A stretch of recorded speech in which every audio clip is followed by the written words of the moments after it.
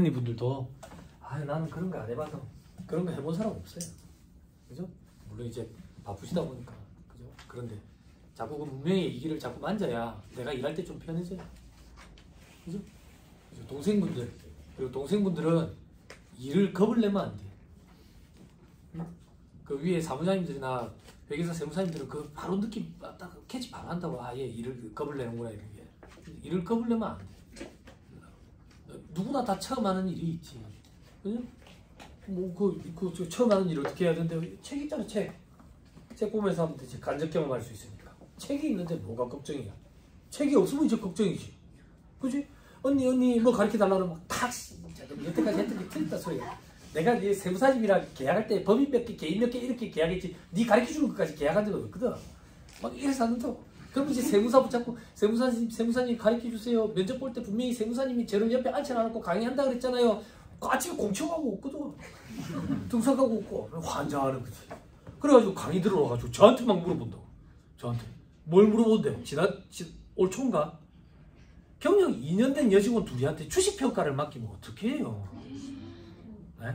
그건 좀 그렇잖아. 그래서 제가 그랬다고 그 세무사님 혹시 계시냐고 그러니까 계신데 병원에 계시냐고.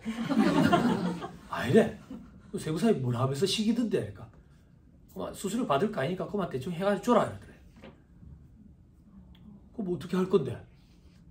자본금을 주식수로 나누면 되는 줄 알아. 그러면 수수료를 몇백만 원이나 안 다 받겠어. 그래서 일이 복잡한데 내가 지금 쉬는 시간에 얘기해줘가지고 할 수 있는 그런 게 아니라고. 그건 좀 그렇다고. 재산세, 주식평가 이런 거는 그 조직의 오너분이 좀 하시면 좋잖아. 그죠? 그리고 결제도 좀 봐주시고. 그죠? 몸이 아파도 결제는 볼 수 있잖아. 결제를 봐줘야 밑에 일하는 직원이 마음 놓고 일을 하죠. 그래서 자연스럽게 원천세로 가보죠. 아주 자연스럽죠? 그죠?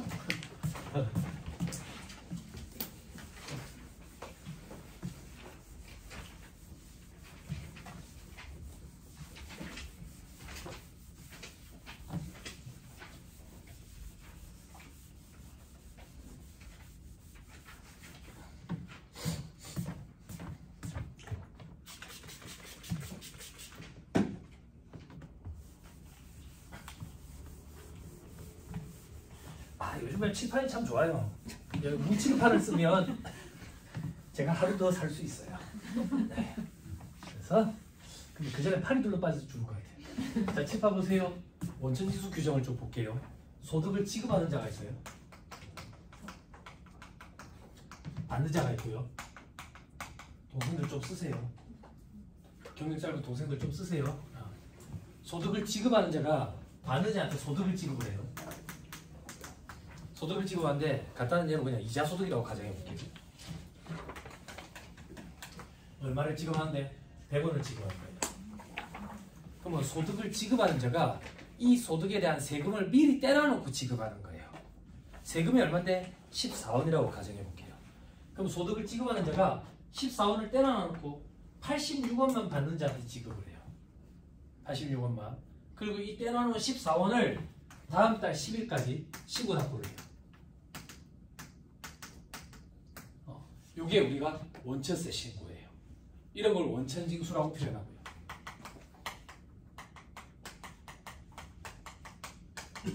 그럼 그런 의문이 들어요. 어떤 의문이 드는데 이 소득은 누구 건데? 받는 자 거예요. 그럼 이 소득은 받는 자 거니까 받는 자가 소득을 받아서 지가 세금 신고를 하면 돼요. 납부를. 근데 왜 얘들한테 하냐 이거야. 얘들이 중국으로 갈 것 같다고 얘기야. 조세 채권이 유실될 우려가 있다고. 그리고 사전 확보 차원. 그래서 그럼 얘들은 돈만 떼놔놓고 대신 납부하는 바보냐고. 얘들한테 의무를 주어놨다고. 그 의무를 해태하면 원천징수와 관련된 불서식 가산세가 있다고. 그래서 그 의무를 줘놨기 때문에 얘들을 원천징수 의무자 이렇게 불러요. 얘들이 누군데요? 회사요, 회사. 회사. 그죠? 받는 자는요? 여러분들이에요, 여러분들. 이 소득은요? 근로소득이에요. 근로소득. 됐죠? 남극적 조금만 할게요. 받는 자는 뭐라고 부를까? 의미 없는데 원천 납세 의무자 이렇게 불러요. 근데 받는 자를 얘기할 일이 거의 없어가지고 책에는 잘 기재가 안 돼 있어요. 원천직수 문자까지 맞아. 얘들은 원천 납세의 의무자 이렇게 본다고요. 자, 그럼 다시 돌아갈게요. 다시 돌아가지고 여기서 우리는 판단을 하나 해야 돼요. 어떤 판단을 해야 되냐면 이 원천징수 규정이 소득세법에도 있고 법인세법에도 있어요. 그러면 소득세법을 적용할 건지 법인세법을 적용할 건지 그것부터 판단을 해야 돼. 왜? 법인세법상 원천징수 대상의 범위와 소득세법상 원천징수 대상의 범위의 차이가 있어. 예를 들어서 지급하는 자가 A라는 소득을 B한테 지급을 했을 때 법인세법을 적용한다면 원천징수를 안 해. 소득세법을 적용한다면 원천징수를 해. 즉 법인세법과 소득세법의 원천징수 대상 소득의 범위의 차이가 있다고. 그러면 이런 지급하는 행위가 발생했을 때 법인세법을 적용할 건지 소득세법을 적용할 건지 우리는 이거부터 판단을 해야 돼. 어떻게 판단하죠? 눈이 자글자글 한다고? 그분이 오면 안 된다고? 잠은 집에 가서 자야 된다. 잠은 받는 자를 기준으로 하죠. 그죠? 받는 자가 법인이면 법인세법을 적용하죠. 그죠? 받는 자가 개인이면 소득세법을 적용하죠. 그죠? 자, 법인세법상 원천징수 대상 소득에는 뭐가 있는데? 두 가지가 있는데 두 번째는 여러분들이 볼 일이 없으니까 한 가지만 있다라고 그냥 생각하셔도 돼요. 이 한 가지 소득이 이자 소득이에요.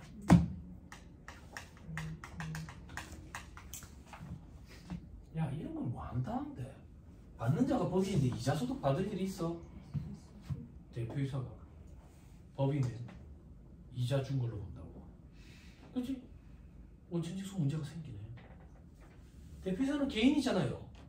법인이 원천징수 능력이 있는 걸로 봐가지고 법인이 넣지. 대표이사 중등부 놓고. 그지? 그지? 갑자기 그건 왜 얘기하는데요? 가지급 인정이자. 받지도 않을 거면서 미수이자 계상에 나오니까 원천징수 해야 되는지 여부에 대해서 자꾸 물으러 오는 거야. 응? 할 필요 없다고. 왜? 가공자산이니까. 가공자산이라고 다. 미수이자 계상하면 안 된다니까. 전액 다 송금사를 마이너스 수익으로 부인시켜야 된다고. 다시. 자, 받는 자가 개인이면 어떻게 됐네? 소득세법. 소득세법상 원천징수 대상 소득에는 뭐가 있는데? 자, 여러분 요 얘기 조금 할게요. 법인세법과 소득세법의 가장 큰 차이점은 법인세법은 순자산 증가설이라고 표현해요. 순자산이 증가한 건 무조건 다 과세. 그래서 포괄주의 이렇게 표현해요. 무조건 다 과세. 물론 예외도 있지만. 반대로 소득세법은 소득 원천설이라고 표현해요. 원천이 되는 소득에 대해서만 과세해요. 그럼 그 원천이 되는 소득이 뭔데? 일일이 다 열거해 놓고 있어요. 그럼 반대로 열거가 안 돼 있으면 과세를 안 한다는 얘기예요. 자, 몇 가지 예를 들어볼까요? 제일 대표적인 예로 우리나라에서 개미 투자자들이 주식 거래를 해서 주식 거래로 인한 차익이 생겼다고. 과세를 해요, 안 해요? 안 하죠. 이걸 과세하자고 금융 투자 소득에 대해서 과세하자고 한 게 뒤로 밀리다가 지금 이제 없어져 버렸죠. 제가 이제 고시생들 상대로 처음에 금융 투자 소득에 대한 과세 그 움직임이 있을 때, 법이 개정이 됐을 때 제가 고시생들한테 그랬거든. 없어질 것 같으니까 하지 말자고. 막 공부하지 말자. 왜요? 아, 대통령 후보 될 사람이 이거 공약으로 내걸었다. 자기가 되면 이거 폐지하겠다고. 폐지했죠. 야당 쪽에서도 반대하다가 시대의 흐름이, 경기가 너무 안 좋고 주식시장이 안 좋으니까 주식 괜한 얘기였나? 이거 지금 삼성전자 때문에 눈물을 흘리시는 분들 조금 계시죠? 그죠? 왜 눈물을 흘리는데? 삼성전자는 믿었거든. 어? 내가 주식과 관련된 공부를 엄청 많이 했어. 엄청 많이 하고 친구 얘기 듣고 투자를 하는 스타일이었는데, 친구 얘기 듣고 투자를 하면 그때부터는 친구가 아니거든. 응? 그럼 뭐가? 삼성전자가 믿을 만한 건데 삼성전자가 나를 배신했네. 그지? 그래서 우리는 한강이 멀어서 가지도 못하고 낙동강으로 가야 된다고. 그럼 아빠 다시 한번 생각해보세요. 뛰어내리기 전에 막 이러면. 안 돼. 주식 거래로 인한 차익에 대해서는 열거되어 있지 않아요. 과세를 안 해요. 대신에 대주주 양도분, 장외시장 거래분, 비상장 주식 이런 건 과세를 해요. KOTC 시장 이런 거 있어요. 장외시장 거래분. 그리고 비상장 주식 여러분들 평가하는 이유가 양도 혹은 증여 때문에 평가를 하는 거죠. 그죠? 그러면 과세를 해요. 또 어떤 게 열거 안 돼 있는데요? 피드백 주세요. 피드백. 자, 개인 사업자. 사업에 사용하던 사업용 유형 고정자산을 처분해서 처분 손익이 생겼대. 요거 과세를 해요, 안 해요? 이거 대답해 주시면 시계 보세요. 지금 가셔도 돼요, 그분은. 물론 저는 강의를 계속 하겠지만. 가셔도 돼요. 진짜. 사무실에 전화 안 할게. 뭐 5시인데 가셨어요? 이래 안 할게. 정말이야. 약속 지킬게. 개인 사업자, 사업에 쓰던 사업용 유형 고정자산 처분 손익에 대해서 소득세법은 과세를 해요, 안 해요? 해요? 안 해요? 해요?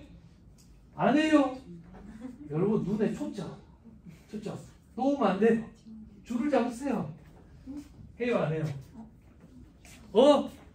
그럼 반말이죠. 해요, 안 해요? 해요, 안 해요? 언니 좀 도와주세요. 응? 한마디만 딱 해주면 되잖아. 응? 해요, 안 해요? 복식북인지 간편장구인지 구분해야 되잖아. 응? 간편장구 대상자는 안 하지. 복식북이용자는 하지. 과거에는 다 안 했지. 그러니까 장난치는 일이 생기니까 복식북이용자는 하는 걸로 개정이 됐지. 구분해야 되잖아. 그럼 간편장구 대상자는 열거되어 있지 않으니까 안 한다고. 이런 게 열거주의 과세원칙이라고. 열거주의. 다시. 그럼 소득세법은 열거된 소득이 뭔지 이게 참 중요하다고. 왜? 어떤 소득으로 과세되는지에 따라 가지고 세부담이 달라져. 즉 세금 계산 방식이 다 다르다고. 이거 아시잖아. 대표이사들이 왜 월급 조금만 받고 있어? 퇴직금으로 몰빵 받고 싶으니까. 왜? 왜 퇴직금으로 몰빵 받고 싶겠어? 퇴직해 보셨어요? 퇴직해 보셨어요? 해봤죠? 퇴직해 보면 퇴직금이 요 정도? 그럼 세금이 요 정도 되겠다라고 생각한 것보다 더 적게 나오거든. 똑같은 금액의 돈을 근로소득세 계산구조랑 퇴직소득세 계산구조에 넣었을 때 상상 그 이상으로 차이가 더 벌어진다고. 왜? 퇴직소득은 수년 혹은 수십 년간 누적된 소득이 한 번에 빵 터지는 소련말로 결집효과라고 표현해요. 이걸 완화하기 위해서 공제 혜택이 많아. 근속연수 공제, 환산연수 공제, 환산급여 공제 이렇게 공제 혜택이 많아서 세금이 생각보다 더 적어. 그러니까 세부담 없이 갖고 가고 싶어. 퇴직금으로 갖고 가고 싶은 거야. 근데 퇴직을 해야 되니까 싫은 거야. 죽을 때까지 먹고 싶은데. 그래서 문제가 생기는 거지. 그래서 그럼 다시 돌아와서 그럼 어떤 소득으로 구분되는지가 굉장히 중요하다. 소득세법상 과세 대상이 되는 소득은 이자, 배당, 사업, 근로, 연금, 기타, 퇴직, 양도소득. 이게 소득세법상 열거되는 소득이라고. 요 중에 원천지수 대상이 되는 소득이 뭐냐 이거야. 아닌 걸 기억하는 게 빠르다. 방향 정해줄게요. 이렇게 암기하세요. 아닌 걸 기억하는 게 빠르다. 원천지수 대상이 아닌 건 사업소득과 양도소득. 요 둘은 원천지수 대상이 아니다.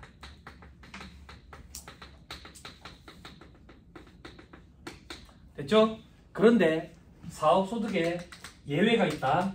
예외. 방향 좀 잡아주세요. 예외라는 얘기는 원천징수를 한다는 얘기야. 한다 안 한다 하면 되지. 법조문이 이렇게 쓰여져 있어. 예외. 그럼 한다는 얘기야. 이거는 첫 번째 부가세가 면제되는 일정한 인적 용역. 두 번째 부가세가 면제되는 의료보건 용역. 부가세가 면제되는 일정한 인적 용역. 아까 얘기했죠. 개인이 물적 시설 없이 고용된 직원 없이 여기 와서 독립된 자격으로 강의하고 받는 강사료 부가세법상 면세사업자랬지. 그죠? 근데 아까 고용된 직원이 있으면 과세사업자. 법이 개정을 이렇게 해서 이 고용된 직원이 고용 외의 형태로라도 있으면 즉 3.3%짜리더라도 부가세사업자. 주의해야 된다고? 그거 부가세가 면제되는 의료보건용역 아마 보신 일이 거의 없을 거예요. 대표가 바깥에 있는 개인 병의원이랑 계약해가지고 우리 회사 직원들이 이제 병원 치료받으면 회사에서 돈 내줄 때 이럴 때 계산서를 서로 주고받는 경우가 많고 아니면 3.3%인데요. 요게 3.3%. 국세만 얘기하면 3%. 3%의 사업소득자. 됐어요? 됐나요? 그럼 이거 외에는 원천징수를 한다는 얘기지. 그럼 예를 하나 들어볼게. 7, 8. 지급자가 받는 자에게 배당을 지급해. 배당을. 그지? 그지? 받는 자가 개인이래. 원천징수를 하지. 받는 자가 법인이래. 원천징수를 안 하지. 요렇게 구분되는 거야. 됐어요? 우리 오늘 강의 몇 시에 끝나요? 인상 그런 노래 있잖아. 얼굴 찌푸리지 말아요. 그죠? 내일 또 와야 되니까 이렇게. 그죠? 봐봐. 오늘 우리 몇 시에 끝나는데? 야근하러 가야 될 거 아니야. 야근하러 가세요. 야근하러 가셔가지고 원천징수 이행상하시고서 한 번씩 보고 오세요. 네? 어떻게 보는데? 원천징수 이행상하시고서 세로로 왼쪽에 세로로 봐봐. 세로로. 여러분들이 맨날 보는 그 근로소득 간이세 총지급에 어쩌고 저쩌고 A01 어쩌고 저 밑에 가면 이자 배당도 있고 연금 기타 다 있어. 그리고 더 밑에 저 밑에까지 가면 법인세법상 이자소득 있고 투자신탁이 이익이라는 게 있어.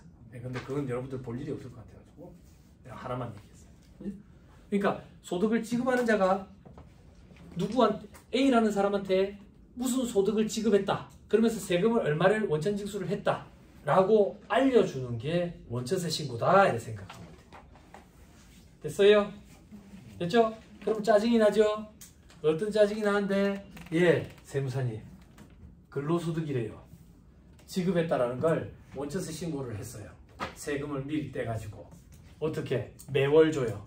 그럼 1년 12달이네요. 1년 12달. 그럼 1년 12달 원천세 신고한 자료가 세무서에 있네요. 네, 있죠. 근데 왜 지급 명세서를 또 쏘라 그래요? 그런 말들을 하시죠. 그죠? 차이가 나요. 차이가 나는 이유가 인정이자 혹은 스탁옵션.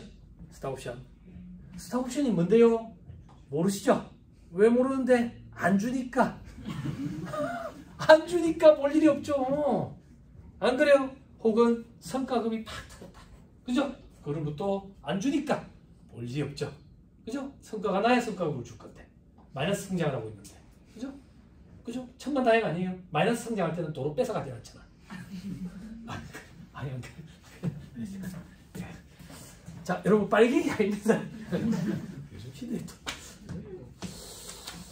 자 이게 원천징수 규정이에요. 요걸 좀 아셔야 돼요.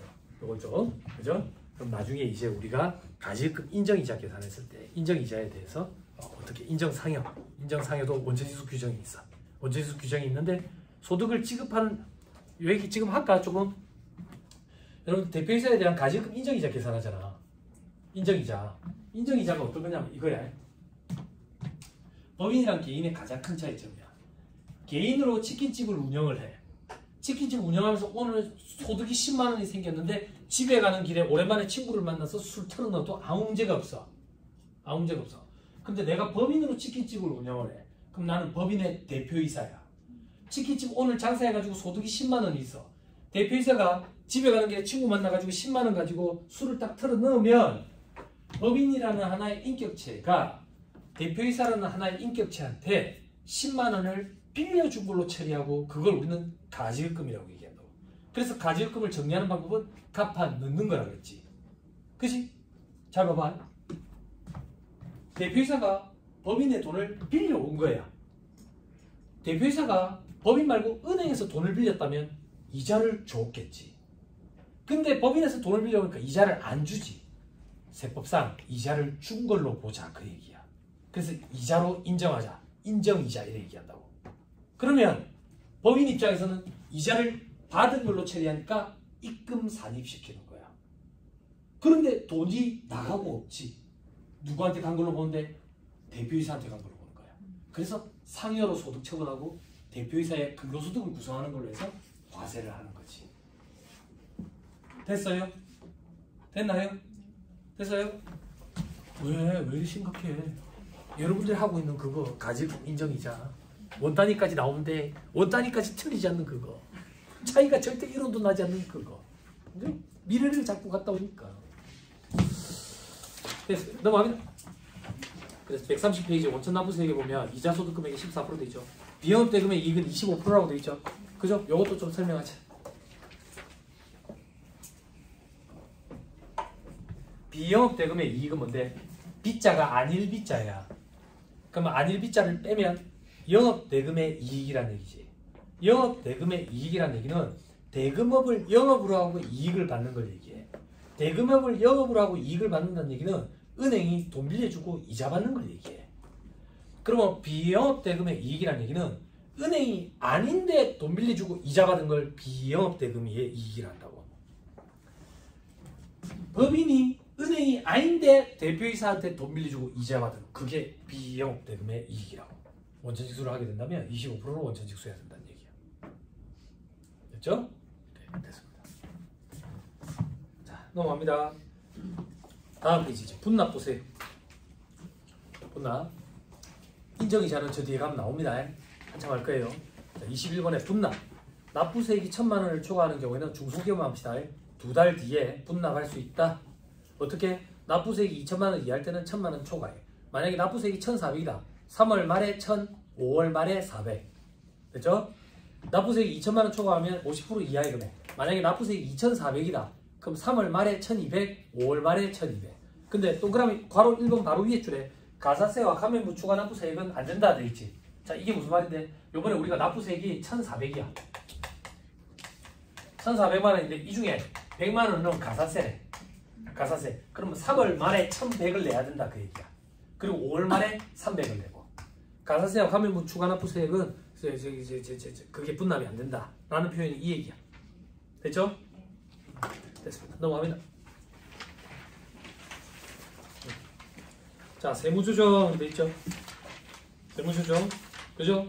기업회계와 법인세법과의 관계. 그죠? 관계가 좋으면 좋겠어요. 자, 밑에 보니까 뭐 순자산 증가설 권리의무 확정주의 입금 송금 권리의무 확정주의 다음 페이지 기업회계와 세무회계 차이. 그죠? 성격이 차이가 나는가? 세무조정 결산조정 쭉쭉쭉 넘어가니까 바로 이번에 신고조정 뭐 이런 말이 있네. 그죠? 제가 혼자서 다 할 거예요. 조금만 기다리세요. 괄호 3번 외부 세무조정. 저한테 돈 주고 맡기면 외부. 자기 세무조정. 지가 하면 자기. 되죠? 근데 밑에 외부 세무조정 대상법인 1번 직전사업운도 수익금액이 70억 원 이상인 법인 혹은 외부 감사받아야 되는 회계감사 대상법인 이런 데는 외부조정 대상이다. 다음 페이지 4번 해당 사업운도 종료로부터 2년 내에 설립된 법인으로서 해당 사업운도 수익금액이 3억 원 이상인 법인. 그리고 마지막 8번 거기에 해당은 없더라도 자기가 하기 귀찮아서 세무사한테 맡기면 된다. 그것도 외부 세무조정이다. 꼭 여기 대상법인들만 외부 세무조정을 하는 건 아니다 그 얘기죠. 됐죠? 자, 밑에 로마자 5번에 소득처분 돼 있죠? 그죠? 요거까지를 제가 혼자서 칠판에서 할 거예요. 여러분들은 그냥 공부는 원숭이 쳐다보듯이 쳐다보시고 머릿속에 좀 담으셔야 돼요.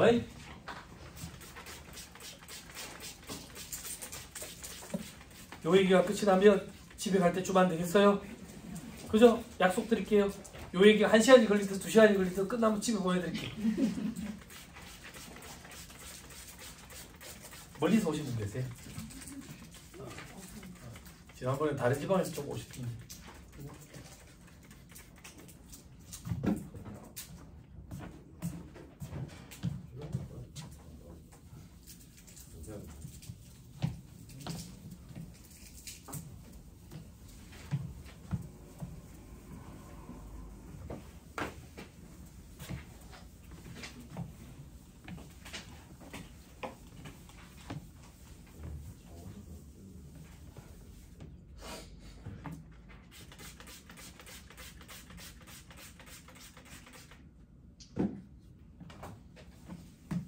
재밌는 거 없어요 요즘에.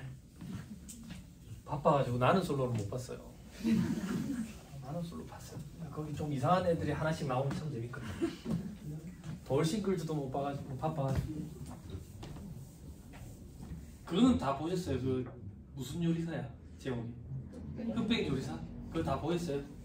저희 집 애가 얘기를 해주더라고. 아빠 흑백 요리사 거기 그 제일 우리나라 요리 최고가 백종원이야 이러는 거야. 아 그래 알았어. 거기 요리사들 중에 부산에서 장사하는 사람이 없다면서요. 그게 좀 안타깝죠. 사람들이 그 사람들 가게에 찾아간다는데 부산에 장사하는 사람은 없대요. 근데 팝업이라 그러나 그런 거? 해운대 신세계백화점에 감자튀김집이 들어왔죠. 그 흑백 요리사에 나온 사람 중에 감자튀김 파는 사람이 있는가 봐. 감자튀김을 이렇게 수북하게 배부르게. 그럼 비싸겠죠. 배부르게 주니까. 그 팝업을 해가지고 해운대 신세계백화점에 들어왔다는데 그때 제가 또 애들 또 뭐 한다고 갔었더라.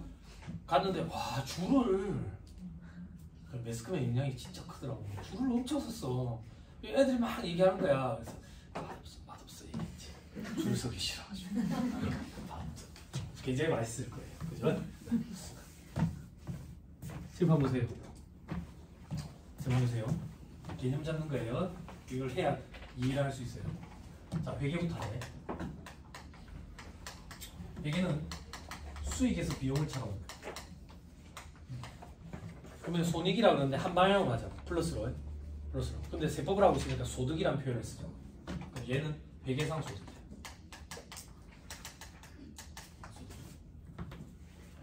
우리의 관심사는 이게 아니라고. 우리의 관심사는 세법상 소득. 왜? 이 세법상 소득에다가 우리는 세율을 때려가지고 세금을 계산할 거야. 그럼 이 세법상 소득은 어떻게 계산하는데? 법인세법은 입금에서 송금이라는 걸 차감해. 소득세법은 총 수익 금액에서 필요금이라는 걸 차감하고. 그럼 입금과 송금은 어떻게 생긴 건데? 회계상 수익과 거의 유사하지만 차이가 있대. 회계상 비용과 거의 유사하지만 차이가 있대. 우리는 이미 회계감사를 통해서 재무제표, 즉 회계상 소득이 세팅이 돼 있어.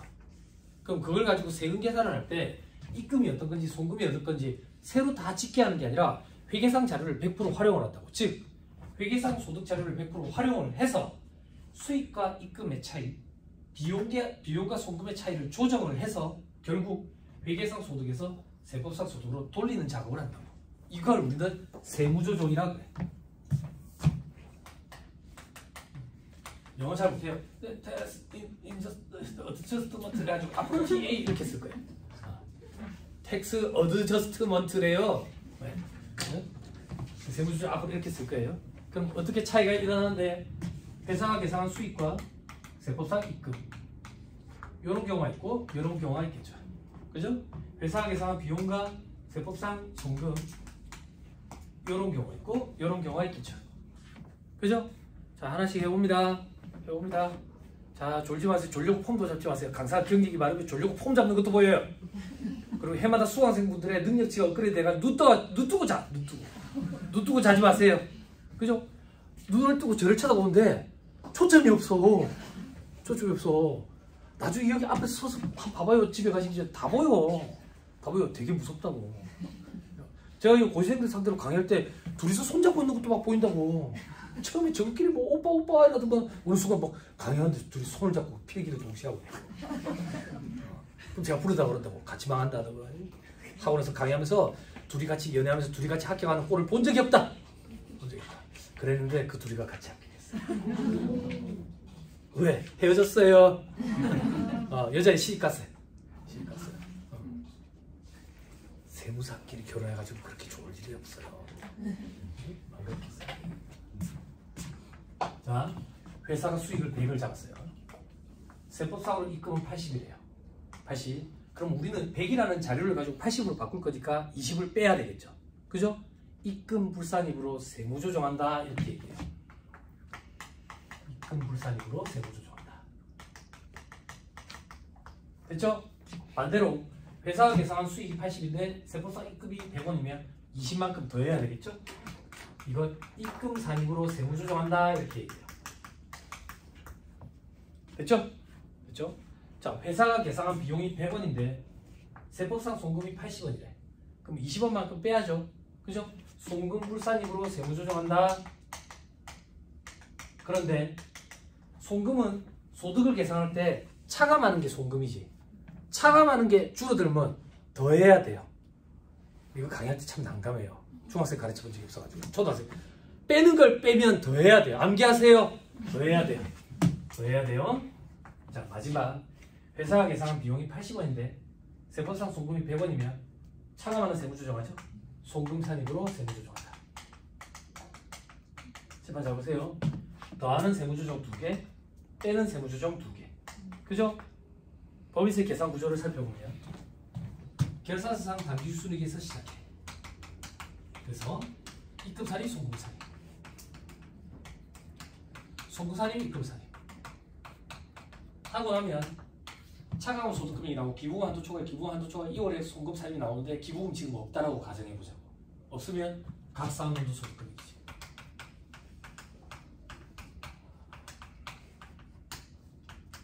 됐네. 뭐가 됐는데? 더하는 2개, 빼는 2개 세무조정 하면은 회계상 소득에서 세법상 소득으로 돌아간다 했지. 더하는 세무조정 2개, 빼는 세무조정 2개 하면 결국 얘가 회계상 소득, 얘가 세법상 소득. 됐어요? 조금만 더 합시다. 조금만 더. 자, 회계상 소득이 플러스면 얘도 플러스겠죠? 모를 일이죠. 안 그래요? 얘가 마이너스면 얘가 마이너스겠죠? 모를 일이죠. 그게 무슨 말인데? 관련 없어요. 관련 없어요. 그렇죠? 그래서 견해 차이, 충돌이 일어나는 경우가 있어요. 회계사님들이랑 세무사님들이랑. 회계사님들은 자꾸 합리적인 걸 따지거든요. 왜? 회계는 합리적이거든. 그럼 세무사들은 안 합리적이냐? 세무사들은 합리적인 건 관심 없어요. 세법은 세금을 징수하기 위한 그냥 절차지. 합리적인 거라고 관심 없다고. 연발조사 얘기 나왔으니까 해보자고. 연발조사 우리 기본공제 대상자 한 명당 연간 얼마 소득공제 해줘요? 150만 원. 왜 150만 원이에요? 그런 게 어딨어요? 그냥 150만 원이지. 보험료 세액공제 12% 15%. 왜 12% 15%예요? 그런 게 어딨어요? 그냥 12% 15%지. 합리적인 거 이런 거를 갖다 대면 안 돼요. 세금을 징수하기 위한 절차예요. 그냥 절차. 그죠? 다시 세법상 소득은 가산한 소득 금액을 말한다. 우리는 결국 세무조정이라는 것은 얘들아. 얘가 의미하는 것은 회계상 소득에서 세법상 소득으로 바꾸는 과정이더라. 바꾸는 과정. 여기까지 됐어요? 됐나요? 안 힘들죠?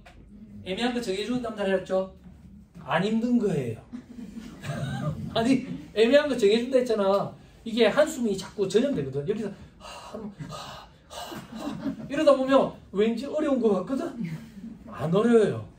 야 그럼 뭐가 어려운 건데? 내일 퇴충 시간에는 울어도 돼요. 울어도 돼요. 퇴직금지 충당을 할 때는 울어도 돼요. 울어도 돼요. 화장실 가서 울고 싶은데 듣기는 들어야 되거든. 그냥 앉아가지고 계속 울게 될 거예요. 이런 건 어려운 거 아니에요. 그럼 나는 왜 힘든데? 경력 짧은 동생분들 나는 왜 힘든데? 이런 걸 생소하다라고 얘기하는 거죠. 그죠? 생소한 건 3-4번 하면 다 잘할 수 있어요. 다 잘할 수 있어요. 저는 그 말을 꼭 믿어요. 꼭 믿어. 저는 제 스스로 증명했고 일은 10년 하면 무슨 일이든 다 잘해요. 그래 걱정하지 마요. 우리는 평생 여기에 있을 거라고. 그래? 조금만 기다려. 5년만 더 기다려도 돼. 5년만. 그죠? 우리나라는 겸손이 미덕이라며. 그죠? 저 꾸역꾸역 참아왔다고. 남들이 막 강의 잘한다 대단하다 이러면 아이고 아닙니다. 10년 딱 기다렸다고. 10년 딱 되는 시점에 그래 나 좀 잘하지. 광고도 좀 해주고 그런다고. 무슨 일이든 10년 지나면 다 잘해. 사람마다 빨리 잘하는 사람 있고 뒤늦게 잘하는 사람 있고. 그죠? 그래서 이 기업체에서 오셨다면서 일반 기업체 임원이 똑똑한 사람이 임원 달아요? 똑똑한 사람은 자기 똑똑한 맛에 먼저 그만두고 나가죠. 주변 사람들과의 관계를 잘 맺은 사람들이 임원 자리까지 올라가죠. 0.9%가 된다면서요. 100명 중에 1명도 안 되는 거죠. 1000명 중에 9명. 저 큰 기업체에 그 조직 생활을 해봤었잖아요. 물론 길게 안 했어요. 왜 길게 안 했는데 3년 딱 했는데 더 안 해도 되겠더라고요. 다 알겠더라고요. 3년 해봤는데 뭘 아는데 나가야 되겠다. 나가야 되겠다. 그죠? 거기 직장생활 계속 하고 있었으면 물론 여러분들을 만날 기회도 없었겠지만 다돌로 빠지고 아니 수강생들이 그러더라고. 다돌로 빠지고 없었지 않을까? 아니 죽고 없었을 것 같아. 스트레스가 심해가지고 왜 사람이 죽는다는데 왜 이렇게 좋아서 일반 기업체에서 오셨구만. 그죠? 괜찮습니다. 뭐가 괜찮은데? 일반 기업체에서 오셨잖아. 제가 지난번 연말조사 강의 때 그 말씀 드렸잖아. 이 회계사무실에서 처음부터 직장생활하는 동생들은 잘 모르는데 우리가 이직이 가능한 부서가 있거든. 이직이 가능한 부서는 인사팀의 급여 담당자랑 회계팀 직원밖에 없어. 기획팀 뭐 기획안 짜고 이직될 것 같지? 나 사례 말씀드렸잖아. 아시아나항공 처음에 기획팀에 입사했는데 생각했던 거랑 너무 달라. 근데 4년 만에 들어온 공채라 가지고 사람들이 관심을 갖는데 알고 봤더니 그게 관심이 아니라 시샘이었던 거야. 어떤 시샘? 니는 그냥 가만 앉아있어도 경쟁 없이 진급될까 아이가. 이게 입에 붙었었어. 4년 만에 들어온 공채로 2명 여직원 하나랑 저랑 둘이 입사했는데 얘 미국의 재즈 피아니스트한테 시집가면서 미국 가버렸어. 나밖에 없는 거지. 나밖에 없는 건데 내가 개차반인 거야. 개차반. 뭐 개차반인데 술 퍼먹고 지각한 거야. 지각해가지고 숙취가 안 깨가지고 밑에 저기 현장 직원들 안마의자 있는데 거기 가지고 이렇게 한숨 자려고 가는데 안마의자가 2개인데 중간에 커튼이 하나 있거든. 근데 옆에 누가 코를 골면서 자고 있는 거야. 커튼 뒤편으로. 와, 진짜 정신 나간 사람 이제 또 있네. 나 술이 안 깨가지고 이랬는데 전무님이야. 전무님. 전무님인 거야. 그죠? 아무튼 아니 그래요. 제가 이제 신입사원일 때 저를 데리고 있던 팀장 나이가 됐거든요. 이제 그 나이가 되니까 팀장이 나 데리고 있었을 때 힘들었겠다. 그런 생각도 좀 들더라고. 임원이랑 신입사원이랑 중간에 간극을 메우기 위해서 팀장 역할을 하면서 좀 많이 힘들었겠다. 요즘 차장급들 40대 중후반 차장급들 MZ세대랑 위에 세대를 기성세대랑 중간 다리 역할을 해야 되는데 그래서 스트레스가 엄청 심하대. 근데 이걸 생각을 조금만 돌려서 생각해 보세요. 최근에 책에서 읽었는데 MZ세대와 기성세대, 이제 나이 많은 세대를 연결해 주기 위해서 힘든 게 아니라 그 역할을 할 수 있는 유일한 지금 나이층이 40대 중후반인 거예요. 그 나이 때만 MZ세대랑 나이 많은 세대를 이어줄 수 있대요. 그 역할을 그 세대만 딱 할 수 있대요. 그러니까 엄청난 거지. 엄청난. 뭐야, 그래도 위로가 안 돼. 어떡해. 그만두고 나와야 될 것 같아. 어떡해. 자, 지금 와보세요. 어디든 똑같죠? 어디든 똑같은데 직장 그만두고 나와가지고 요 공부를 해서 이렇게 사니까 만족도는 굉장히 높아요. 돈이 아니라 제가 강의할 때마다 말씀드리잖아. 저희 집 애 둘 다 와이프가 낳을 때까지 한 번도 빠짐없이 같이 병원에 갔다고. 요 직업을 하고 있어서 그게 가능했던 것 같아. 응? 부러워요? 부러워만 하지 마시고 생각을 전환하는 거야. 어떤 생각이 전환? 니만 하나 세무사, 나도 해보자 세무사. 공부 한번 해보는 거지. 그치? 3점 반짝 줘가지고. 우리나라 100세 시대 준비해야 되는데 우리나라는 안락사도 허용이 안 돼. 죽도 못 한다고. 뭘로 먹고 살 거냐고. 그죠?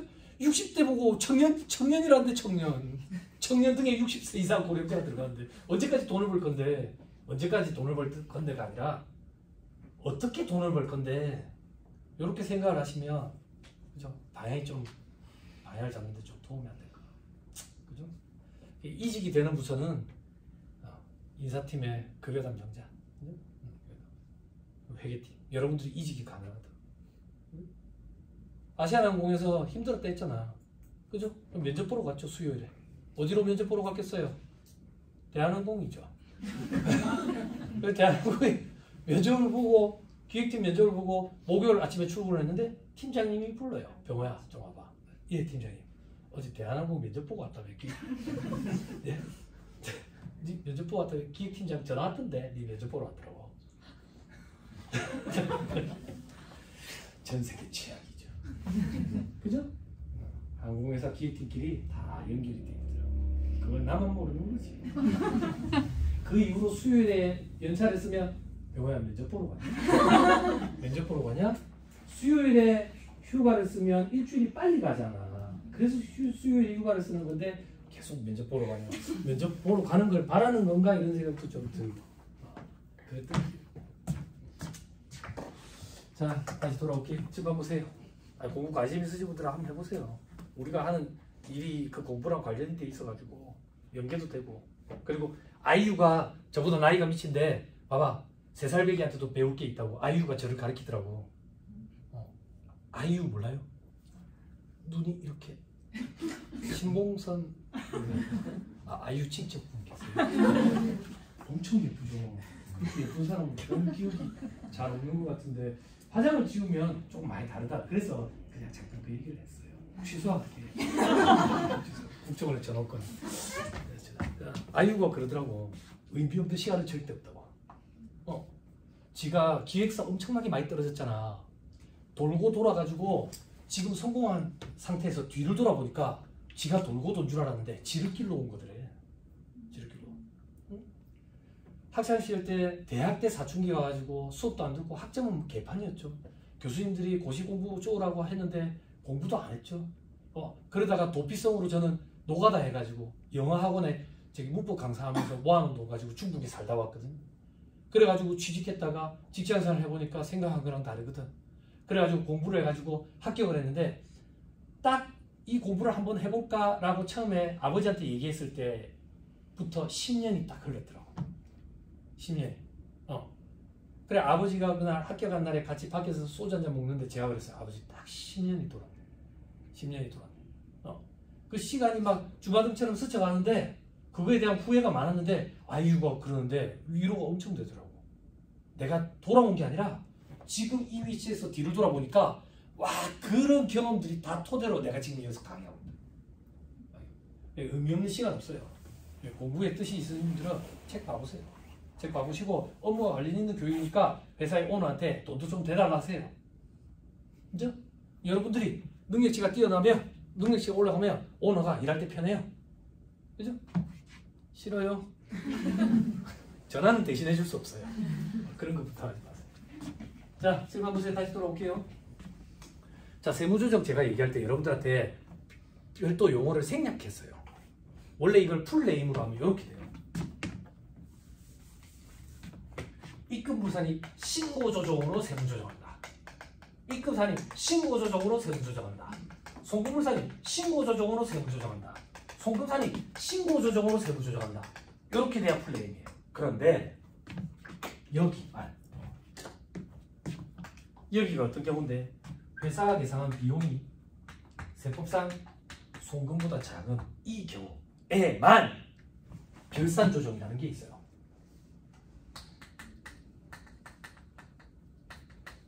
여기만. 됐어요? 됐나요? 예를 들어 볼게요. 회사가 비용을 80원을 잡는다. 세법상 경비로 인정되는 송금액이 100원이다. 만약에 이 항목이 신고조정 항목이면 20원만큼 송금 산입을 해야 돼. 그러면 세법상 송금으로 인정되는 금액은 80원에 20원을 더해지니까 100원만큼이 송금으로 인정되는 거지. 여기까지 됐어요? 됐어요?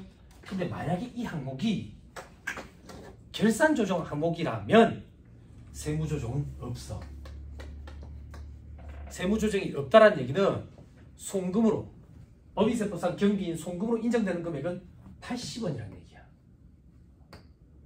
애매하죠? 극단적으로 할게요. 회사가 비용으로 계산한 금액이 없대. 세법상 송금은 100원이래. 만약에 얘가 신고조정 사항이면 100원만큼 송금 산입을 해야 돼. 그리고 단기에 송금으로 인정되는 금액은 100원이야. 만약에 얘가 졸면 안 돼! 좀 이따 집에 가야 돼. 중요한 건다고. 멘붕이 완성된 상태에 집에 갈 수 있다고. 멘붕을 완성시킬 거라고 잘 봐야 돼. 결산조정 사항이면 세무조정이 없다고. 없다는 얘기는 송금으로 인정되는 금액 없다는 얘기야. 즉 결산조정 사항은 법인세법상 경비인 송금으로 인정받고 싶으면 너가 결산세 손실 또는 비용, 손비로 잡아라 그 얘기야. 결산세 손비로 잡아야지만 인정이 되는 항목, 그게 결산조정 사항이라고. 그런 게 어떤 것들인데요? 여러분들이 좋아하는 건 다 결산조정 사항이에요. 감가상각비, 퇴직급여 충당금, 대손충당금. 됐어요? 제일 간단한 예, 제일 대표적인 예가 감가상각비니까 감가상각비를 가지고 해보자. 즉 올해 감가상각비를 100원만큼 인정받고 싶으면 결산세 손실 또는 비용으로 100원을 잡으면 100원 인정받을 수 있어. 근데 올해 안 잡으면 올해 인정 못 받아. 그럼 내년에 잡으면 내년에 인정받을 수 있어. 그게 무슨 말인데? 올해 인정 안 받고 싶으면 계산 안 하면 돼. 그게 가능한가요? 감사 대상이 아닌 법인이 더 많잖아. 물론 감사 대상 법인은 지적 사항이겠지만. 그럼 다시 올해 인정 안 받고 싶으면 안 달면 돼. 내년에 인정받고 싶으면 내년에 인정받으면 내년에 달면 돼. 올해 인정받고 싶으면 올해 달면 돼. 즉 손익의 귀속 사업료들을 임의로 조절할 수 있는 거, 이게 결산조정 사항이라고. 어떻게 조절하는데? 올해 달면 올해 손금을 인정받아. 내년에 달면 내년에 손금을 인정받아. 그러면 손익귀속 4년도로 우리가 임의로 선택할 수 있는 선택권이 주어져 있죠. 그죠? 그럼 뭐 좋아요, 나빠요? 좋지요? 동생들이 이렇게 생각들을 많이 한다고. 이게 엄청 무서운 거라고. 조심해야 돼. 왜? 다음 연도가 됐는데 작년에 내가 일부러 안 간 게 아니라 깜빡하고 놓친 거야. 돌아갈 수가 없어. 결산조정상이 혜택처럼 보이지만 굉장히 무서운 거라고. 굉장히 무서워. 돌아갈 수가 없다고. 자, 멘붕이 완성돼야 집에 갈 거 아니에요. 그죠? 점심 먹은 게 토할 수도 있다. 실제 사례예요. 얼마나 좋아. 점심 먹은 게 토하고 저녁 밥맛도 없어가지고 다이어트가 되겠지. 실제 사례입니다. 여기서 있었던 사례예요. 저한테 몇 년째 강의 들으러 오시는 분이에요. 쉬는 시간에 세무사님 이거 좀 생각해 주세요. 문제가 좀 생겼는데 그동안 정을 생각해서 조금만 고려해 주세요. 뭔 얘긴데 그렇게 서두를 겁니까? 사무실의 막내가 똥탕을 낸 거야. 어떻게? 업체에서 토지랑 건물을 같이 샀어. 숫자 그냥 임의 숫자를 넣을게. 토지가 8억이고 건물이 2억이야. 그래가지고 구가세 신고까지 이루어졌어. 건물에 대해서는 환급 받았겠지. 고정자산 대장이 반대로 단 거야. 건물을 8억, 토지를 2억. 그렇게 4년이 지났어. 감가상각을 해가지고. 밥맛이 팍 떨어지죠. 그죠? 심지어 이익이 딱 뜨는데 내 일도 아닌데 이거 어떻게 해야 되는지 그러더라고. 그래서 나도 모르게 어떻게 해야 돼? 이걸 이렇게 안 되는데 이렇게 안 되는데 왜 안 되는데 그게 결산조정상이라서 그래. 손 못 댄다고 지나가가지고 손 못 댄다고 손 못 댄다고. 그럼 뭐 이 사람은 내한테 뭘 자꾸 얘기하는데 사업주한테 안 알리고 넘어갈 수 있는 방법이 없냐 이거야. 없지. 응. 그 제가 자꾸 없다 하니까 속상해 하시더라고. 그래서 본인이 생각하는 방법을 얘기해 보세요. 내가 반박해 드릴게.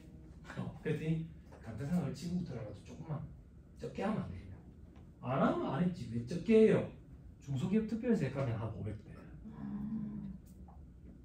그럼 감가상각을 안 하면 감가상각 의제 규정 때문에 감면을 적용받으면 안 될 거 아니야. 그치? 그럼 500만 원이 작년보다 빵꾸가 나니까 그걸 설명할 방법이 없는 거야. 그 이래도 못하고 저래도 못하고 막 머리 아파하더라고. 그럼 니는 어떻게 추천해 줬는데, 너 어떻게 컨설팅 해줬는데, 거래처로 맡은 지 얼마 됐냐고 하니까 한 20년 가까이 돼요. 그러면 그동안의 점을 생각해서 오픈을 하세요. 오픈을 하세요. 사업주가 알 것 같은데 그러니까 절대 모른대. 그럼 뭐 어떻게 하셨어요? 본인은 은행에서 전화 왔대. 대출을 연장하면서 금액이 좀 다르더라고. 재무제표 보는데. 그래서 알게 된 거야. 알게 된 거야. 그래서 저한테 자꾸 물어보길래 그동안 같이 했던 점을 생각해서라도 얘기를 하세요. 오픈을 하세요. 오픈을 해가지고 미안하다 얘기하고, 그죠? 다시 바로 잡고 걔낼 거 걔내고 가사서 일부 부담하라 그러면 어찌하겠어요. 일부 부담하시고 안 된다는 거야. 왜 안 되는데? 덩어리래. 여러 개 덩어리라 가지고 이 사람 기분 상하면 다 이탈하는 거야. 이탈해. 그래서 쉬는 시간이 자꾸 길어지니까 제가 드릴 수 있는 얘기는 안 된다고 감가상각. 그게 결산조정상이 무서운 거라고. 그렇게 얘기하고 들어왔는데 삐긴 거야. 가시고 없어. 근데 옆에 내가 알아. 같이 온 사람이 딸내미가 할 거야. 없어. 그리고 건너편에 앉은 사람 내가 알아. 사위라는 거. 없어. 없어. 그리고 나서 어떻게 되는지 너무 궁금하더라고. 궁금한데 몇 년 전에 오셨어. 한 3년 전에 오셨는데 누구 무슨 그냥 잘 지내시는지. 그리고 제가 쉬는 시간에 바로 사무실에 전화했다. 직원들한테. 야, 이런 일 있더라. 너 정신 똑바로 차려야 진짜. 겁이 나가지고. 진짜 무섭다고. 그죠? 결산조정사항이 책에 보면 손익이 귀속 시기를 임의로 조절할 수 있다. 왠지 이럴 같지만 이게 책임이 엄청나게 커. 지나가 버리면 앞에 거를 손을 못 댄다. 손을 못 댄다고. 됐죠? 근데 어줍지 않게 어디서 주워들은 게 있는 사람들은 이걸 정기율 이인적으로 줄이면서 감가상각비를 또 계산한다고. 안 돼. 단기의 감가상각비로 보고 송금살이 기타하고 감가상각비 시군 계산대 사기에 집어넣어버린다고. 그걸 즉시 상각으로 의지한다 이렇게 표현하는 거예요. 즉시 상각 의지 이런 거 들어봤죠? 그죠? 단기의 감가상각비로 봐버린다고. 무서운 거예요. 꼼꼼하게 봐야 돼. 꼼꼼하게. 그죠? 그렇죠. 사장이 토지랑 건물을 사왔어. 토지 얼마, 건물 얼마가 아니라 합쳐가지고 10억에 사왔어. 그럼 어떻게 해야 돼? 안 분해야 돼? 아니, 계약서를 다시 써고 해야지. 건물 2억, 부가세 2천, 토지 8억, 10억 2천 다시 써. 그게 가장 확실한 방법. 근데 매달 수수료 100만 원이래. 그럼 어떻게 다시 써고 하겠어?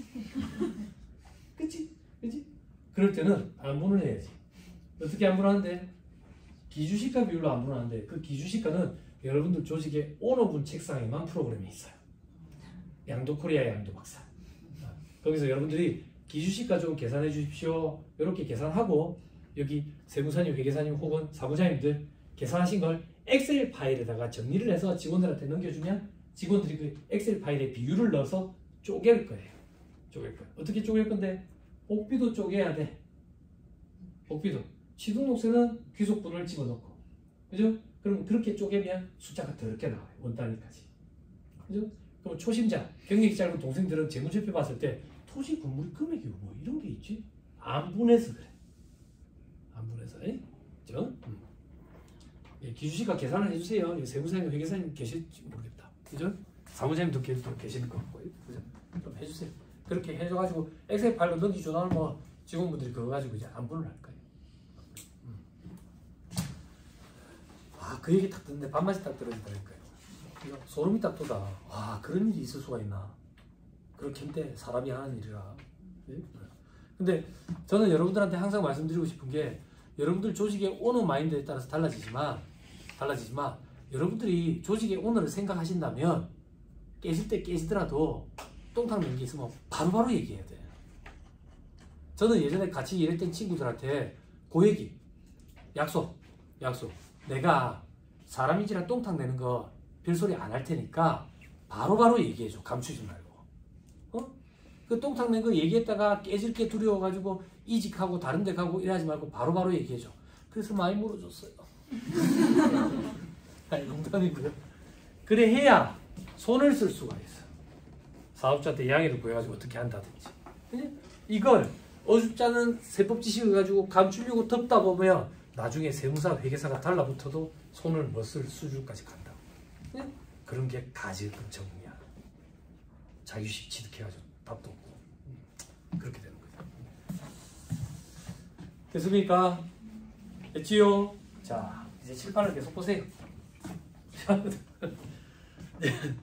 시계 보시고 집에 가실 준비하지 마시고, 그죠? 삐끼가 내일 안 옵니다.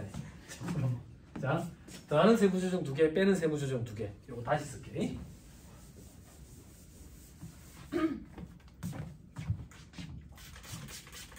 몇 시 출근에 몇 시 퇴근입니까? 네? 예전에 월급쟁이로 있었을 때 9시 출근이었는데 8시 57분만 되면 여직원 하나 그 얼굴에 화장도 안 하고 머리 젖은 상태에서 막 뛰어올라오거든. 걔 때문에 30분을 늦췄어. 근데 걔가 또 이제 9시 27분이 되면 다다다다다 해. 막 힐을 신고 뛰어올라온다고. 10시로 하니까 그게 안 돼. 걔는 꼭 근처에 살아. 가까이 사는 사람들이 꼭 찍어야 돼. 10시 출근에 5시 퇴근인데도 그렇죠. 근데 어쩌겠어요. 뭐 사장 마인드랑 직원 마인드는 같을 수가 없어요. 그죠? 사장 입장에서는 직원들이 내 업체라고 생각하고 좀 해주면 좋겠다. 그런 생각은 들 수가 없어요. 그죠? 내 가족에도 그런 생각은 안 들 거거든. 저랑 그 같이 학교 간 동기 중에 하나가 걔가 10년 공부했거든. 10년, 11년 공부했거든. 그래가지고 학교에 있는데 제가 아버지 사무장이야. 어머니가 실장이고 여동생이 직원이야. 월급쟁이 세무사가 있었는데 지가 학교 가자마자 떨어내고 지가 앉았다고. 엄청 좋죠. 가족 기업이잖아. 거기에 남이야. 어때요? 너무 행복할 것 같지 않아? 가족 같은 분이. 동생이 먼저 그만두고 나가더라고. 동생이. 그래 저한테 와서 형님, 내 동생 어쩌고 뭐 싸가지가 어쩌고 저쩌고 그거 왜 떨어냈노? 할까? 하는 일도 없으면서 돈 더 올리달라잖아요. 제가 세무사 됐다고. 하는 일이 있는지 없는지 봤나? 그게 떨어져 나가더라고. 동생은 다른 사무실에서 일해. 다른 사무실에서. 네, 그 장단점이 다 있죠. 자, 봐보세요. 자, 소득 처분을 해야 돼요. 입금산입, 송금산입. 송금산입, 입금산입. 구분의 실익이 없어서 같이 붙여서 얘기해요. 근데 서식에는 입금산입, 송금산입만 있어요. 그런 것도 질문하시더라고. 칸이 모자라서 한 개만 있을 거예요, 아마. 왜 입금산입만 있고 송금산입만 없습니까? 이렇게 질문하더라고요. 연배가 있으신 분이 질문을 해서 욕을 못 끌어부었어요. 의미 없어요. 구분의 실익이 없어요. 됐죠? 자, 지금부터 소득 처분을 할 건데 소득 처분은 어떤 거냐면 이거예요. 회계상 소득이 수년간 쌓이면 잉여금이 되죠. 그죠? 이 잉여금을 가지고 처분을 해요. 언제? 추총 때. 추총 때 주주들한테 배당 주기로 처분했어. 혹은 중장기 사업 계획에 대비해 가지고 회사 내부에 돈을 좀 모아놔야 되는데 이걸 이렇게 표현해요. 주주들한테 배당 준 건 돈이 회사 밖으로 나갔죠? 사회 유출 이렇게 표현해요. 중장기 사업 계획에 대비해 가지고 회사 내부에 쌓아놓은 걸 사내 유보 이렇게 표현해요.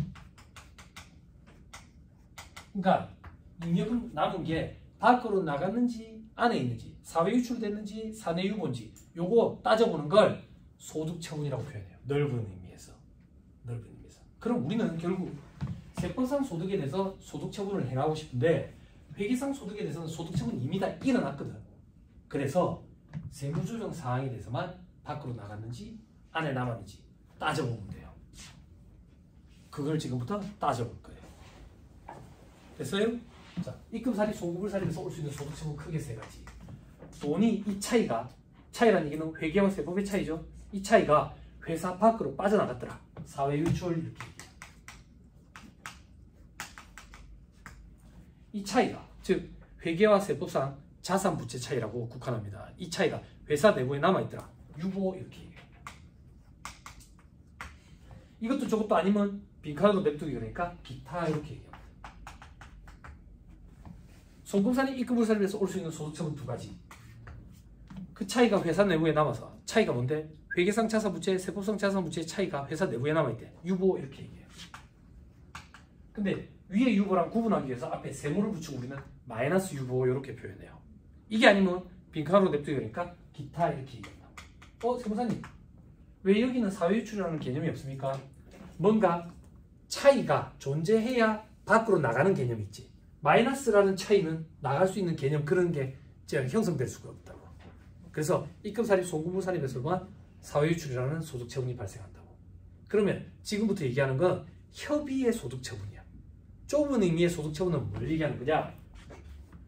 차이가 회사 밖으로 나갔지. 즉 회사 돈이 밖으로 빠져나갔다고. 누구한테 갔는지를 따져보는 거야. 누구한테 갔는지 왜 따져보는데? 그 사람한테 종수세 과세하고 싶다고. 이걸 좁은 의미에서 소득처분이라고 그래. 그럼 누구한테 갔는지 보자. 눈 뜨세요. 주주한테 갔다. 주주한테. 그러면 배당 이렇게 소득처분해. 즉 주주의 배당소득, 금융소득을 구성하는 걸로 봐서 종수세를 과세하겠다 그 얘기야. 근데 이 주주가 이것 말고 원래 지가 받은 배당이 있어. 그 배당과 이 배당을 구분하기 위해서 앞에 인정이라는 말을 붙여. 이게 인정배당이야. 점점 익숙해지죠? 그죠? 자, 그 다음 우리 회사 돈이 회사 밖으로 빠져나갔는데 누구한테 갔는데? 임직원한테 갔대. 임직원. 그러면 상여 이렇게 처분한다고. 상여. 즉 임직원의 근로소득을 구성하는 걸로 봐서 근로소득세를 과세할 거라고. 근데 이 임직원이 소득처분에 상여된 거 말고 원래 상여받은 게 또 있대. 그 상여랑 이 상여를 구분하기 위해서 인정상여 이렇게 얘기하는 거예요. 됐어요? 자, 그 다음 회사 돈이 밖으로 빠져나갔는데 국가나 지자체 조합한테 갔대. 혹은 사법인한테 갔대. 혹은 개인사업자한테 갔대. 이러면 기타 사회유출 이렇게 표현한다고. 기타 사유출은 뭔데요? 사후관리를 안 하겠다는 얘기야. 사후관리를 왜 안 하는데요? 귀속자가 누군지 따져가지고 과세할 수 있는 자료로 쓰지 않겠다는 얘기라고. 그럼 왜 사후관리를 안 하는데? 국가나 지자체 조합한테 우리 회사 돈이 빠져나가서 갔대. 국가나 지자체 조합은 법인세법상 비과세법인이에요. 비과세법이에요. 법끼리도 달라요. 국가나 지자체 조합은 부가가치세법상 납세 의무자에 해당해요. 부가세 신고 납부 의무도 있다고. 그런데 법인세법상 비과세법인이기 때문에 법인세 신고 납부 의무가 없어요. 과세되지 않는다고. 과세 안 될 건데 뭐 한다고 사후관리를 해요. 그런 게 기타 사유주. 또 우리 회사 돈이 밖으로 빠져나왔는데 타법인한테 갔대. 타법인한테 갔다 우리가 사후관리를 별도로 안 해도 어차피 순자산 증가세에 입각해서 법인세가 과세될 거예요. 사후관리 안 해도. 개인사업자한테 갔다. 사업소득은 법인세법이랑 똑같다고 생각하면 돼. 법인세랑. 개인사업자한테 갔다. 사업소득도 포괄주의에 입각해 있다고. 우리가 별도로 사후관리를 안 해도 어차피 종소세가 과세가 될 거야. 또 어떤 게 있는데 조세 정책적인 차원에서 그냥 사후관리를 안 하는 것도 있어요. 제일 대표적인 게 접대비 한도 초과액. 접대비 한도 초과액 송금불산입이잖아. 그러면 그 접대비 한도 초과된 금액만큼 누구한테 갔는지 귀속자를 가리고 싶어해 요즘에. 세무서에서. 왜? 상품권에서 그런 일들이 생기기 시작했어. 궁금하죠? 그죠? 내일 얘기해 줄 거예요. 그죠? 오늘 얘기하면 집에 가시는 버스 안에서 뻗을 거예요. 피곤해서. 접대비 한도 초과액. 그냥 조세적인 차원에서 귀속자 안 가리고 송금불산이 기타 사유출하고 많은데 최근에 세무서의 움직임이 보니까 접대비 한도 초과액을 귀속자를 가리려고 하는 것 같아요. 그럼 그게 가능하냐? 정산이 그 정도로 잘 돼 있어요. 가능할 정도로. 그래서 향후 몇 년 내에 접대비 한도 초과액이 송금불산이 기타 사유출이 아닌 다른 걸로 바뀌는, 즉 귀속자를 가리는 그런 시대가 올 수도 있어요. 그게 말이나 되는 소리야? 기부금 한도 초과액, 송금불산이 기타 사유출이죠. 비지정 기부금은요, 송금불산이 기타 사유출이었죠. 이제는 비지정 기부금도 귀속자를 가리죠. 향후에 종친회, 동창회 기부금, 새마을금고 이사로서 기부금 내는 거, 이런 거 전액 다 송금불산이 되고 과거에는 기타 사유출하고 말았는데 귀속자를 가린다니까. 이제 가려요. 과거에는 전산이 그 정도로 안 돼 있어가지고 못했다고. 근데 이제는 된다고. 이제는. 또 그런 거 예를 하나 들어볼까? 또 부가가치세법상 과세대상 거래 어떻게 돼 있어요? 부가가치세법상 과세대상 거래, 재화의 공급, 용역의 공급, 재화의 수입. 그럼 그 밑에 뭐가 오면 아구가 맞아? 용역의 수입. 근데 용역의 수입은 없다고. 부가세법상 과세대상 거래, 즉 과세하지 않는다고. 왜 과세하지 않는데? 눈에 안 보이거든. 눈에 안 보이니까 수입했는지 모르겠거든. 그리고 과세를 한다면 어떻게 과세를 해야 되는지도 방법도 모르겠거든. 그래서 과세를 안 하죠. 절차상 과세가 불가능해서. 그런데 정산이 발달이 돼가지고 과세를 하자는 움직임, 포럼이 자꾸 개최됐었고, 그럼 어떻게 과세 방법은 어떻게 하는 게 좋을 거냐? 뭐 이런 거에 대한 이제 세미나도 많이 개최되고, 그리고 지금 현 시점에 용역의 수입에 대해서 일부 과세를 하고 있죠. 그죠? 얼마 전에 그 블랙 프라이데이 중국에서는 광군제를 하대. 광군제 한자를 제가 중국어로 본 적은 없는데 광자가 아마 그 미칠 광자일 거예요. 미치게 싸게 파는다니까요. 그 광란할 때 광자일 거예요. 광란 미칠 광자에 지랄 한자잖아. 한자 얘기하는 거예요. 아마 그 광군제 이런 거 보셨을 거 아니야.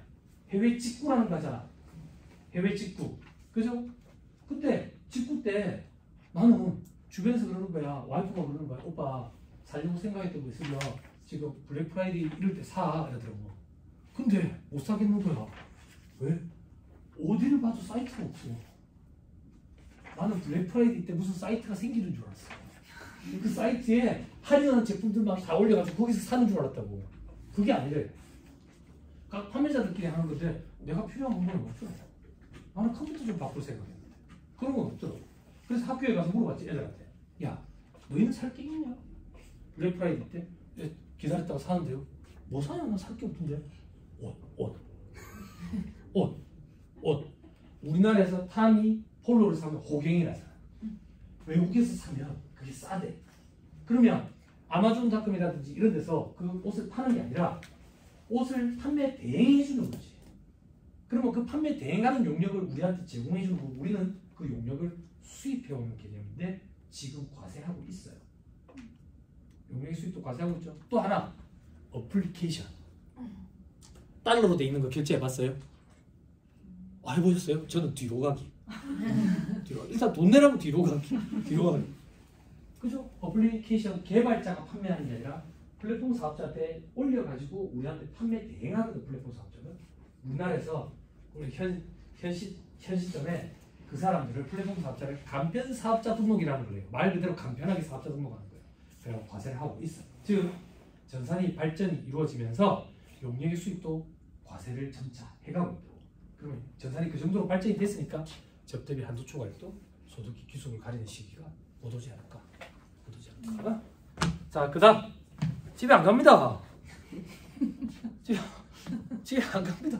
여러분 목에 담 걸립니다. 저는 정면에서 잘 보입니다. 그만 돌아보세요. 삐끼가 내일 안 올 거예요. 자, 출발. 그 다음 이런저런 사람도 아니고 제 3자한테 갔다. 그럴 때는 기타 소득 이렇게 얘기해요. 기타 소득은 인정이란 말을 관행성 잘 안 붙여요. 그래서 우리가 인정배당, 인정상의 기타 소득만 별도로 모아서 소득자료 명세서라는 데다가 관리를 하는 거예요. 근데 여러분들은 공교롭게도 거기 있는 사람이 항상 대표이사죠. 그리고 항상 인정상의 동그라미에 쳐져. 그죠? 그거예요. 요렇게 엮어서 거기까지 가는 거예요. 됐죠? 계산과 관련된 건 내일 얘기를 하시죠. 이 정도 하시죠. 강의님들은 고생 많았습니다. 수고하셨습니다. 네.